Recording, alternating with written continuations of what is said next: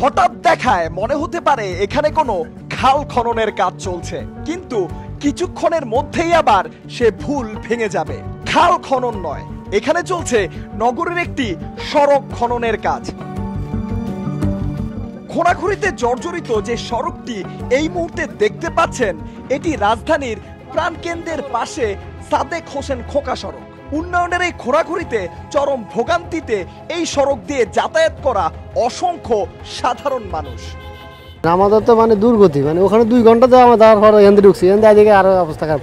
তো ওইদিকে যেতে না, জাম হয়েছে আপনার ওই যে ইয়েতে দোলাইফার, এখন সেদিকে যেতে পারি না, না এদিকে যেতে পারি না, লাস্টে নিরূপ হয়ে এখান থেকে। এগুলো হলো অমানবিক কষ্ট, এগুলা আর কিছু বলবো না। এখন আপনারা কি চান, আসলে চাওয়াটা কি? এই যে রাস্তা না, আমাদের চাইলে কি আমরা পাবো? আমাদের চাওয়ার কোনো দাম আছে? একবেলা কাম করেন, 3 বেলা বৈশা থাকেন, কোনো কাজকর্ম চলতে আসে না। এরকমভাবে যে খালবিল কাজটা, এটা যে আপনারা এরকম ফালাই থুবেন, এটা চলবে না।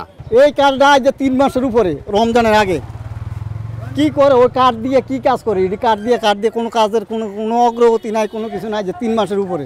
তারা এটারে আগে বেকু দিয়া কাইটা সাগরের মতো কুয়া করে, কুয়াকরণের পরে তাদের মন মতো তারা পাইপ বসাইলো, না বসাইলে নাই।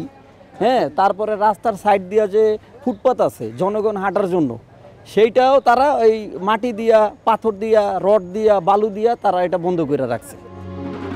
মতিঝিল এলাকায় যাতায়াতের সহজ পথ হিসেবে এই সড়কটি ব্যবহার করেন কমলাপুর, মুগদা, মান্ডা ও মানিকনগর সহ আশপাশের বেশ কটি এলাকার বাসিন্দারা। ড্রেনেজ ব্যবস্থার উন্নয়নে সিটি কর্পোরেশনের খোঁড়াখুড়িতে প্রায় 1 মাস ধরে বন্ধ এই সড়কটি। মানুষের চলাচলের পাশাপাশি বন্ধ যানবাহন চলাচল, যে কারণে প্রায় বন্ধ হয়ে গেছে সড়কটির 2 পাশের অসংখ্য মোটর গ্যারেজ আর অন্যান্য ব্যবসা প্রতিষ্ঠানের আয় উপার্জন। সরকার কিন্তু এই যে আজকে 1 মাস ধরে যেটা রাখছে, আর এই রাস্তাটা প্রায় 4-5 বছর ধরে এইভাবেই ফেলা রাখছে। সরকার কিন্তু 1 টাকাও ট্যাক্স আমাদের মঞ্জুর করে নাই। ট্রেড লাইসেন্স কিন্তু প্রতি বছরই আমাদের করতে হয়। এমন দিন যায় সকাল 8টা আসি, রাতে 9টা ডিউটি করি, তাহলে আপনার 13 ঘন্টার ডিউটি হয়, কিন্তু আমরা দেখা যায় দোকানে বনই করি নাই। আমাদের দোকান ভাড়া পার ডে 600 টাকা করে, তারপরে ইন্টারনেট বিল আছে, কারেন্ট বিল আছে, কর্মচারী বেতন আছে, আমাদের নিজের খরচা আছে, ফ্যামিলি আছে, আমরা চলতে পারতেছি না। এখানেই শেষ নয়, একই সড়কের সাথে সংযুক্ত মতিঝিলের মধুমিতা সিনেমা হলের সামনের সড়কটিও মেরামত কাজের ধীর গতির কারণে অনেকটা যানবাহন চলাচল অনুপযোগী হয়ে পড়ে আছে বছরের পর বছর।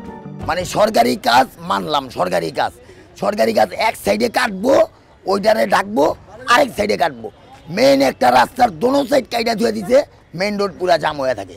হ্যাঁ, এই যে 2 দিন হয় প্রায় কাটছে, প্রায় মাসখানিক হয়, এই 2 দিন হয় কোনো রকম ডাকছে, তারপরও মেইন রোড দেখেন কত জাম হয়ে থাকে। প্রায় 1 মাস হয়ে গেলেও কেন এখনো পর্যন্ত সড়কটির এই বেহাল দশা?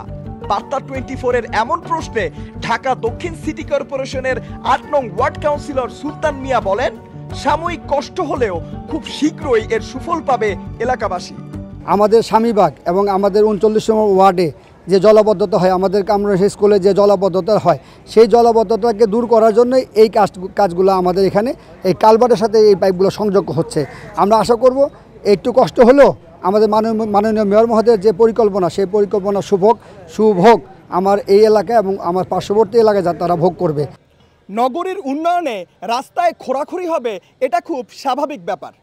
তবে খুঁড়তে সময় না নিলেও রাস্তা মেরামত করতে কেন এত সময় নেওয়া হয়, এমনটাই প্রশ্ন সাধারণ জনগণের। তাদের দাবি, ভোগান্তি দূর করতে যত দ্রুত সম্ভব এই রাস্তাগুলো যেন মেরামত করে দেওয়া হয়। রাজধানীর গোপীবাগ থেকে খন্দকার আসিফুজ্জামান, বার্তা 24।